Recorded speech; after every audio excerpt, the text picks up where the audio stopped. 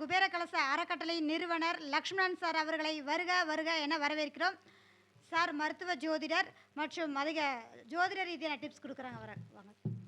அனைவருக்கும் வணக்கம். காளிங்கநாதர் ஜோதிட ஆய்வகம் நடத்தும் முதலாவது கருத்தரங்கம் இது. இதை நடத்தக்கூடிய நம்முடைய ரவிராஜன் ஐயாவுக்கு நம்முடைய வாழ்த்துக்கள். மேலும் மேலும் பல கருத்தரங்கள் நடத்துறதுக்கு நம்முடைய குபேர கலச அறக்கட்டளை மூலமாக வாழ்த்துக்கள் தெரிவிச்சுக்கிறோம்.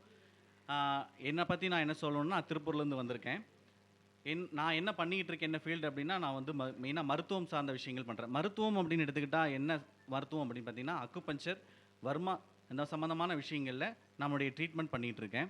அது போக ஜோதிடம் பார்த்துக்கிட்டு இருக்கேன் அப்படின்னு சொல்லலாம். இப்போ ஏன்னா மெயினாக பார்த்தீங்கன்னா, ஜோதிடம் ஆகட்டும் மருத்துவம் ஆகட்டும் நம்மளுடைய இரு கண்கள்னு சொல்லலாம். ஒன்று இல்லாமல் ஒன்று இல்லை. ஏன்னா நம்ம ஜாதகத்தை வச்சு நம்ம என்ன நோய் வரும் அப்படின்னு சொல்லிடலாம். அதுக்கான தீர்வுகளையும் நம்ம சொல்ல முடியும் ஜாதகத்தில். அப்போ இந்த மாதிரி ரெண்டுமே ஒரு தொடர்புடைய விஷயங்கள் தான். அப்போது நம்முடைய ஜாதக ரீதியாக பார்த்திங்கன்னா நமக்கு என்ன பிரச்சனை வரும் அப்படிங்கிறத நம்ம வந்து சொல்லி அதுக்கான தீர்வுகளும் பண்ணக்கூடிய அமைப்பில் இருக்குது அப்படின்னு சொல்லலாம். அதேமாதிரி பயோ அக்கு அப்படிங்கிற விஷயத்துலையும் நான் ட்ரீட்மெண்ட் பண்ணிகிட்டு இருக்கேன் அப்படின்னு சொல்லலாம். இப்போது பொதுவாக பார்த்திங்கன்னா நம்மளுடைய 9 கிரகங்கள் இருக்குது. அப்போ உடல் ரீதியான விஷயங்கள் அந்த 9 கிரகங்களை நம்ம எப்படி பார்க்குறோம் அப்படின்னா, இப்போது தலையிலிருந்து நெத்தி வரைக்குமே பார்த்திங்கன்னா சூரியனுடைய காரகத்துவமாக செயல்படும் அப்படின்னு சொல்லலாம். அப்போ கண்கள்லேருந்து மூக்கு வரைக்குமே பார்த்திங்கன்னா சந்திரனுடைய காரகத்துவமாக செயல்படும். அப்புறம் மூக்கிலேருந்து கழுத்து வரைக்குமே பார்த்திங்கன்னா நமக்கு செவ்வாயினுடைய காரகத்துவமாக செயல்படும். அதே மாதிரி பார்த்திங்கன்னா கழுத்துலேருந்து மார்பகம் வரைக்குமே பார்த்திங்கன்னா புதனுடைய காரகத்துவமாக செயல்படும் அப்படின்னு சொல்லலாம். அப்புறம் மார்பகத்திலிருந்து அடிவயிறு அப்படின்னு சொல்லுவோம். அது சார்ந்த விஷயங்கள் அப்படி குருவுடைய காரகத்துவமாக செயல்படும். அப்போது அடி வயிற்றுலேருந்து தொடைப்பகுதி வரைக்குமே பார்த்திங்கன்னா சுக்கரனுடைய காரகத்துவமாக செயல்படும் அப்படின்னு சொல்லலாம். அதுக்கப்புறம் கீழே பார்த்தீங்கன்னா சனியினுடைய கிரகம் தொடையிலிருந்து கீழே பாதம் வரைக்குமே சனியுடைய கிரகம். இப்போ இந்த சாயா கிரகம்னு சொல்லக்கூடிய அந்த நில கிரகத்துடைய வேலை என்ன அப்படின்னு பார்த்தீங்கன்னா, நம்முடைய உள் உறுப்புகளில் இருக்கக்கூடிய தொந்தரவுகளாகட்டும் அதில் இருக்கிற பிரச்சனைகளாகட்டும் எல்லாத்தையுமே வெளிக்காட்டுறதுங்கிறது கேதுவுடைய காரகத்துவமாகவும், அதை வெளிப்படுத்துறது அப்படிங்கிறது ராகுனுடைய வேலையாகவும் செய்யுது அப்படின்னு சொல்லலாம். ஏன்னா ஒரு சளி பிடிக்குது அப்படின்னா நமக்கு உள்ளே இருக்கிற சளி எப்படி இருக்குன்னு நமக்கு தெரியாது இல்லையா?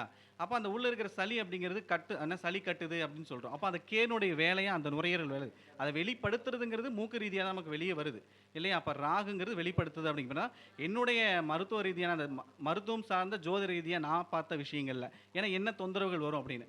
அப்போது ஒரு தசாபுத்தி நடக்குது. இது வந்து நீங்கள் நல்ல திசையாகவே இருந்தாலும் சரி, இல்லை 6, 8, 12 நடக்கக்கூடிய திசையாக இருந்தாலும் சரி, ஆனால் ஒரு தசாபுத்தி நடக்கும்போது இப்போ ஒரு குரு தசை ஒருத்தருக்கு நடக்குது அப்படின்னா எந்த வீட்டில் நடக்குதுன்னு பாருங்கள். அப்போ புதனுடைய வீடா, அப்போ புதனுடைய காரகத்துவத்தை புதன் அப்படின்னாலே நான் சொன்னேன் நெஞ்சு சார்ந்த பிரச்சனை அப்படிங்கிறது. அப்போது நெஞ்சு எரிச்சல். அப்போ குரு அப்படின்னா பார்த்தீங்கன்னா அப்போ அந்த நெஞ்செரிச்சல் வர காரணம் அப்படின்னு பார்த்தீங்கன்னா அந்த செரிமானம் ஆகாத காரணத்தினால தான் வந்து அந்த நெஞ்செரிச்சல் அப்படிங்கிறது வரும். அப்போ அது சார்ந்த தொந்தரவுகள் வரும். அது எந்த நிலையில் இருந்தாலும், அதாவது தசாபுத்தி நல்ல நிலையிலோ சுபகிரகத்துடைய பார்வையிலோ எப்படி இருந்தாலும் சரி, எந்த லக்னமாக இருந்தாலும் சரி, அப்போ அந்த பாவகத்தையும் சரி அந்த கிரகத்தையும் சரி நம்ம இணைச்சு நம்ம பார்க்கும் பொழுது நமக்கு அந்த நோய் சார்ந்த விஷயங்கள் தொந்தரவு சொல்லலாம். இதுவே ஒருத்தருக்கு சனியுடைய தசா புத்தி, இப்போ சனி புத்தி நடக்குதுன்னு வச்சுக்கோங்க, ஒரு செவ்வாய் வீட்டில் நடக்குது அப்படின்னா கட்டாயம் பார்த்தீங்கன்னா அவங்களுக்கு கால் சார்ந்த தொந்தரவுகள் இருக்கும்.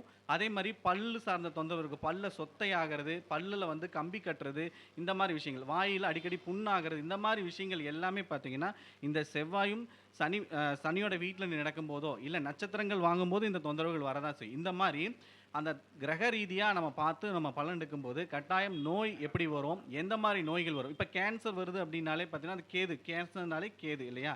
அப்போ அந்த கேது எந்த பாவகத்தில் இருக்கோ அது சார்ந்த தொந்தரவுகள் அவங்களுக்கு அது சார்ந்த பிரச்சனைகளை கொடுக்குது அப்படின்னு சொல்லலாம்.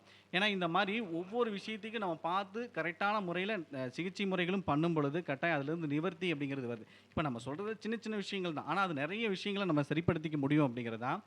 ஏன்னா என்னுடைய செயல்பாடு அப்படின்னா நிறைய வந்து மருத்துவம் சார்ந்த விஷயங்களில் தான் நான் அதிகமாக செயல்பாடே பண்ணிக்கிட்டு இருக்கேன்னு சொல்லலாம். ஏன்னா ஜோதிடம் சார்ந்த சொல்லுடன் மருத்துவம் நிறைய பண்ணிக்கிட்டு இருக்கேன் அப்படிங்கிறதுனால.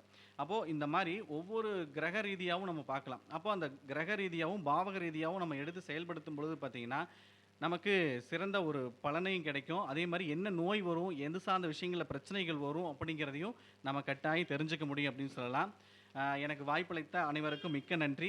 ஏன்னா நான் அதிகமாக பேச மாட்டேன், கொஞ்சம் தான் பேசுவேன். பட் செயல்பாடுகள் நிறையா இருக்கும். என்னுடைய நம்பர் பார்த்தீங்கன்னா 9787779937.